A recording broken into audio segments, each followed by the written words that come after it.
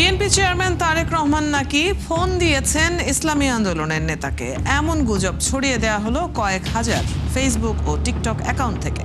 সংবেদনশীল এই মিথ্যা ছড়ানো হয়েছে একাধিক গণমাধ্যমের নকল ফটোকার্ড থেকে। শুধু তাই না, নিখুঁতভাবে সমকালের ফটোকার্ড নকল করে ছড়িয়ে দেওয়া হলো জামায়াতের নায়েবে আমির বিএনপিতে যোগ দিচ্ছেন। এই মিথ্যা তথ্য আবার শেয়ার হয়েছে হাজারের বেশিবার। দর্শক, চলুন শুরুতেই কয়েকটি ফ্যাক্ট চেক দেখে নিই। সম্প্রতি তারেক রহমানের নামে ভুয়া ফোন কলের দাবিতে সামাজিক যোগাযোগ মাধ্যমে একাধিক গণমাধ্যমের লোগো ও ডিজাইন সম্বলিত ফটোকার্ড প্রচার করা হয়েছে। এসব ফটোকার্ড ফেসবুক, টিকটক সহ প্রায় সব সামাজিক যোগাযোগ মাধ্যমে ঘুরছে। পাশাপাশি টিকটকে প্রচারিত সর্বাধিক ভাইরাল ভিডিওটি প্রায় ৪২,০০০ বার দেখা হয়েছে। এটিতে প্রায় ১,০০০ পৃথক অ্যাকাউন্ট থেকে প্রতিক্রিয়া জানানো হয়েছে। ফেসবুকেও প্রতিক্রিয়া জানিয়েছেন প্রায় ৪,০০০-এরও বেশি মানুষ।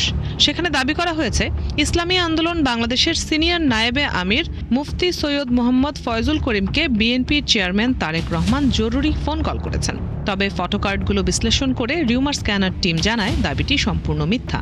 গণমাধ্যমগুলো এমন কোনো ফটোকার্ড বা সংবাদ প্রচার করেনি। প্রকৃতপক্ষে ডিজিটাল প্রযুক্তির সহায়তায় এসব গণমাধ্যমের প্রচলিত ফটোকার্ড নকল করে গুজব ছড়ানো হয়েছে। ওদিকে শুধু ফোন কলেই সীমাবদ্ধ নয়, তারেক রহমানের সঙ্গে বৈঠকে বসছে ইসলামী আন্দোলন বাংলাদেশ সহ আরও ৩টি ইসলামপন্থী দলের শীর্ষ নেতারা, এমন দাবিতেও একটি ভুয়া ফটোকার্ড প্রচারিত হয়েছে। যমুনা টেলিভিশনের লোগো সম্বলিত ভুয়া ফটোকার্ডটি এর মাঝে বেশ কিছু ফেসবুক গ্রুপে ছড়িয়ে পড়েছে। তবে এআই শনাক্তকারী হাইভ মডারেশন টুল দিয়ে পরীক্ষা করে দেখা গেল ফটোকার্ডটি আসল নয়, কৃত্রিম বুদ্ধিমত্তা বা এআই প্রযুক্তি দিয়ে তৈরি করা হয়েছে। অপতথ্য এখানেই শেষ নয়। বিএনপিতে যোগ দিতে চাই এমন শিরোনামে কুমিল্লা ১১ আসনের জামায়াতের নায়েবে আমির ডাক্তার সৈয়দ আবদুল্লাহ মোহাম্মদ তাহেরকে কেন্দ্র করে তার ছবি সহ দৈনিক সমকালের ডিজাইন সংবলিত একটি ফটোকার্ড ফেসবুকে ছড়িয়েছে বিভ্রান্তি। তবে ছবিটি বিশ্লেষণে দেখা গেল সমকাল এমন কোনো ফটোকার্ড প্রকাশ করেনি এবং ডাক্তার তাহেরও বিএনপিকে জড়িয়ে এমন কোনো মন্তব্য করেননি। কোনো তথ্য প্রমাণ ছাড়াই ভুয়া এই কার্ডটিও তৈরি করে ছড়িয়ে দেওয়া হয়েছে। দর্শক, আজকে ফেক নিউজ স্ক্যানারের প্রতিবেদন তৈরি করতে গিয়ে দেখা গেল রাজনৈতিক দল কেন্দ্রিক অপতথ্যের সংখ্যাই সবচেয়ে বেশি। যথারীতি গুজবের টার্গেটে আছে রাজনৈতিক দল হিসেবে বিএনপি এবং দলটির নেতারা। সবচেয়ে শঙ্কার দিক হলো সত্যের সাথে মিথ্যা মিশিয়ে প্রচার হচ্ছে গণমাধ্যমের নকল ফটোকার্ড। এই বাস্তবতায় সামাজিক যোগাযোগ মাধ্যম নয়, বরং গণমাধ্যমের খবরগুলোতেই আস্থা রাখার পরামর্শ বিশেষজ্ঞদের। রুবাইয়াত অদিতি, ৭১। প্রতিবেদন দেখছিলাম আমরা, এবং যেমনটি আমরা বেশ কিছুদিন ধরে খেয়াল করছি যে নির্বাচন যতই কাছে এগিয়ে আসছে ততই রাজনৈতিক গুজব, নির্বাচন কেন্দ্রিক গুজব, সেগুলোর সংখ্যা কিন্তু বাড়ছে।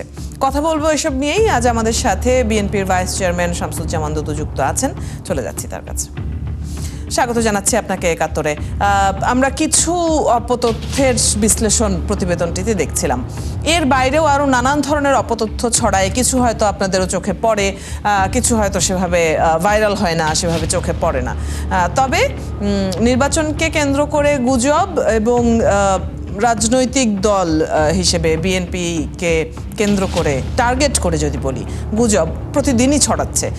আপনারা কোনো ধরনের পদক্ষেপ কি নিচ্ছেন এই ধরনের গুজব থেকে যেন ভোটারদের মনে বিভ্রান্তি তৈরি না হয় সেজন্য?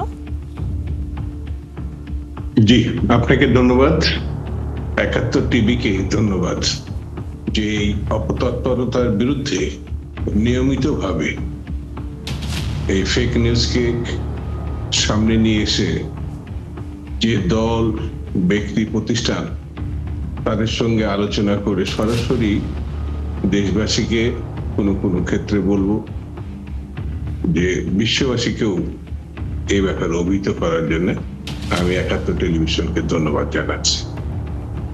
ডিজিটাল পদ্ধতি আমি যতটুকু জানি, যদি মানুষের প্রয়োজনে, সমাজ উন্নয়নে, রাজনৈতিক উন্নয়নে, অর্থনৈতিক উন্নয়নে সঠিকভাবে ব্যবহার করা হয়, মানুষের আস্থা, বিশ্বাস এবং দেশবাসীকে ঐক্যবদ্ধ করার ক্ষেত্রে বিশেষ ভূমিকা পালন করতে পারে। কিন্তু ইদানিং না, বেশ কিছুদিন ধরেই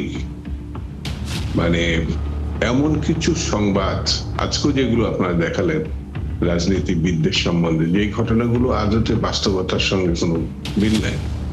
এআই দিয়ে যেসব জিনিসগুলো বানানো হচ্ছে এবং যারা দেখছে, যারা এটা প্রচার করছে, আমি যতটুকু শুনেছি, জেনেছি, তারা নিজেরা কিছু কিছু ক্ষেত্রে লাভবান হচ্ছে অর্থনৈতিক দিক থেকে, কিন্তু বাস্তবে দেশের নেতৃবৃন্দ, রাজনৈতিক দল এবং প্রতিষ্ঠানকে ক্ষতিগ্রস্ত হচ্ছে। আর একটা দেশের রাজনৈতিক ব্যবস্থা যদি কলঙ্কিত হয়, জনগণের আস্থাহীনতায় পড়ে, যেগুলো মিথ্যা সংবাদ, কোনোই বাস্তবতার সঙ্গে মিল নাই, সেইগুলো যদি আমি সত্য বলে চালিয়ে দেওয়ার চেষ্টা করি, বিভ্রান্তি হয়তো কিছু কিছু মানুষ যারা ডিজিটাল সমাজে খুব বেশি খোঁজ খবর রাখেন না, এমন তো থাকতে পারে। আমি নিজেও আগে এটা খোঁজ খবর তো রাখতাম না, কিন্তু আমি যখন এটা শিকার হয়েছি, তখন আমি এইসব দেখার পরে অন্যান্য মিডিয়া, বিশেষ করে পত্রিকা, এই নিউজগুলো সত্যি আছে কিনা দেখার চেষ্টা করি। আমার ব্যাপারেও দেখা গেছে এইসব ফটোকার্ড তৈরি করে বিভিন্ন জায়গায় ছড়িয়ে দেওয়া হয়েছে। অনেকে আমাকে টেলিফোন করেছে এবং অন্যান্য নেতৃবৃন্দ সম্বন্ধে আমাকে জিজ্ঞাসা করেছে, যেমন আমাদের নেতা জনাব তারেক রহমান। বিশেষ করে 25শে ডিসেম্বরের পর থেকে দেখা যাচ্ছে যে তারেক রহমানকে নিয়ে গুজবের যেন মেলা বসে যায়। আমরা এই বিষয়টি নিয়ে আপনার কাছ থেকে নিশ্চয়ই জানবো, তবে আপনাকে অনুরোধ করবো আমাদের সাথে একটু থাকবার জন্য। একটা বিরতির সময় হয়েছে, বিরতিটি নিয়ে আবার আপনার কাছে ফিরছি। বিরতির পর আবারও আমন্ত্রণ জানাচ্ছি রিউমার চেক নিয়ে 71-এর নিয়মিত আয়োজন ফেক নিউজ স্ক্যানারে। সরাসরি চলে যাচ্ছি আমাদের অতিথির কাছে। বিরতির আগে যে বিষয়টি নিয়ে আলাপ করছিলাম, যে একটি দলের একদম শীর্ষ নেতাকে নিয়ে যখন ভুরি ভুরি গুজব, তখন স্বাভাবিকভাবেই সাধারণ ভোটারদের মধ্যে অনেকেই, যেহেতু এখন ইন্টারনেট একদম প্রত্যন্ত অঞ্চলেও রয়েছে, মানুষ সামাজিক যোগাযোগ মাধ্যম ব্যবহার করছে, তো তারা নিশ্চয়ই বিভ্রান্ত হয়। আপনারা কি এই পরিস্থিতি মোকাবেলার জন্য কোনো ধরনের কিছু ভাবছেন নির্বাচনের আগে? আমরা তো নিয়মিতভাবে আমাদের দলের পক্ষ থেকে নানানভাবে জনগণকে অবহিত করার চেষ্টা করি। আর আমাদের এই সেকশনে যারা কাজ করে তারাও তাদের পক্ষ থেকে বিভিন্ন মিডিয়াতে এটাকে খণ্ডন করার চেষ্টা করে।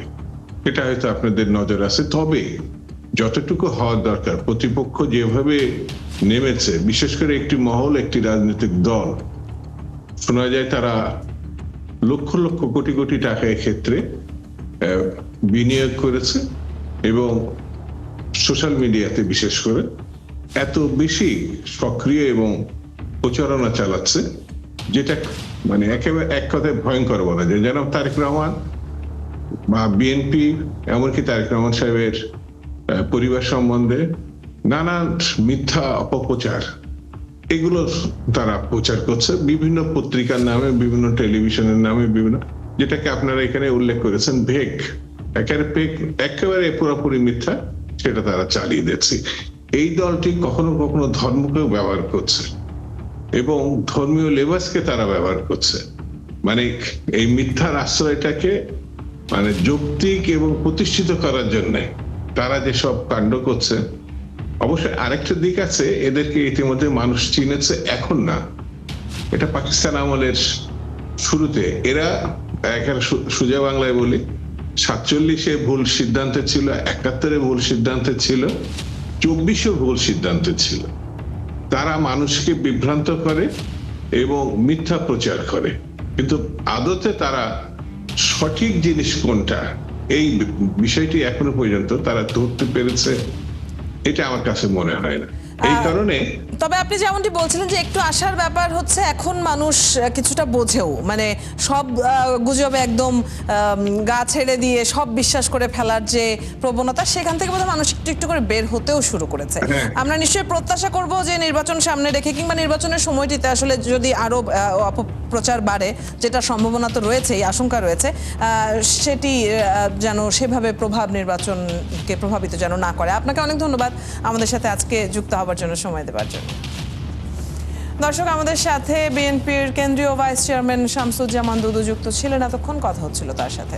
আপনারা আছেন ফ্যাক্ট চেক নিয়ে একাত্তরের নিয়মিত আয়োজন ফেক নিউজ স্ক্যানারে।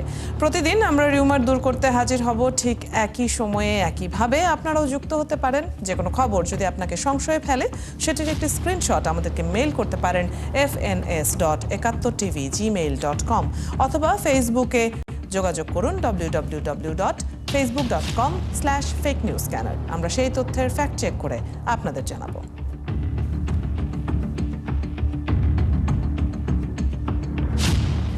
চটকদার শিরোনাম দেখেই ক্লিক করবেন না। বিশ্বাস আর প্রতিক্রিয়া জানানোর আগে ফ্যাক্ট চেক করুন। থাকুন ৭১-এর সাথে।